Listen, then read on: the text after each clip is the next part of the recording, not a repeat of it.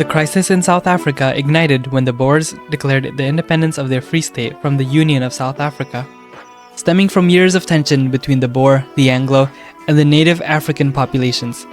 This triggered an armed conflict between the Boers and the South African government, a conflict which the Afrika Shield were quick to side with the Free State.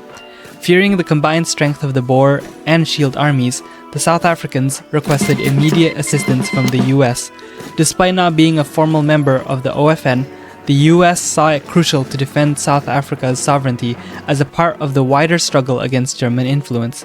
As a result, they called for a security meeting of the OFN, which ratified Security Resolution 13, declaring that the OFN will defend South Africa as if it were one of their own members.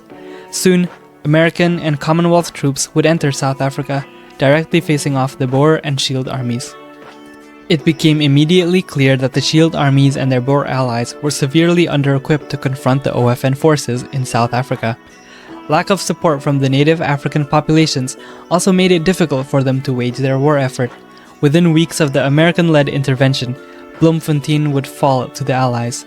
The routed Shield armies desperately defended their fallback lines, one after the other, as American bombs scattered their positions.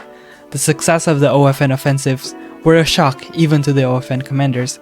The successes proved to the Allied commanders that they could carry out more ambitious objectives. The road to Africa's liberation had opened.